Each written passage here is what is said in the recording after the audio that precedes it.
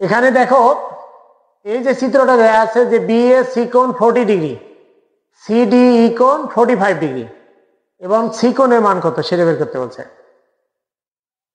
এখানে এই যে মাঝখান দিয়ে আমরা একটা কোণ কল্পনা করি, মানে রেখা কল্পনা করি। মাঝখানটা যদি রেখা কল্পনা করি, ধরো এই রেখাটার নাম আমরা দেই এফ জি, রেখা কল্পনা করি।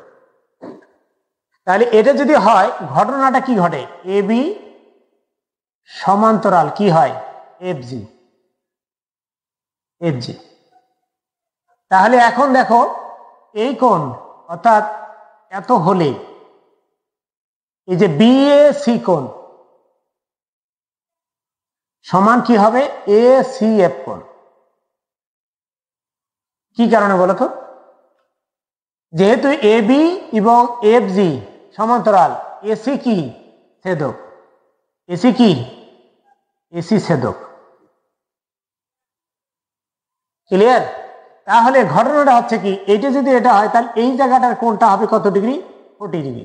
তাহলে সুতরাং কি বিএসি কোণ সমান এসি এফ কোণ কত? 40 ডিগ্রি। আবার এফ জি সমান্তরাল কি? ডি ও এসি কি এটা? ডিসি ছেদক, তাই না? ডিসি ছেদক। তাহলে ডিসি যদি ছেদক হয়, নিশ্চয় এই কোণটা আর এই কোণটা কি হবে? একান্তর কোণ অনুযায়ী সমান হবে।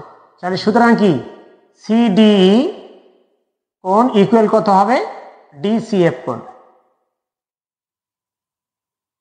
তার মানে কি ডিসিএফ কোণটা কত? 45 ডিগ্রি। আবার কি দেখো, কেন্দ্রে উৎপন্ন কোণ এসিএফ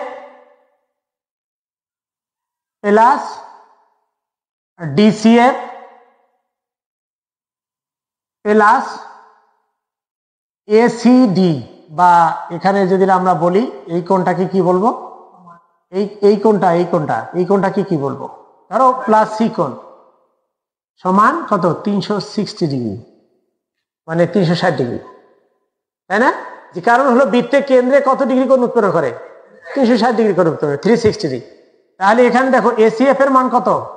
40, প্লাস ডিসিএফ এর মান কত? 45, তাই না? প্লাস এখানে সির মান কত?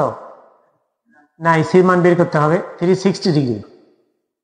তাহলে এখানে কত হয়? 85 ডিগ্রি প্লাস সি কোণ ইকুয়াল 360 ডিগ্রি। সি কোণ ইকুয়াল 360 মাইনাস 85 ইকুয়াল 5 ডিগ্রি 9 7, তাই না? তাহলে এখানে কত? 275 ডিগ্রি। এই সি কোণের মান হলো 275।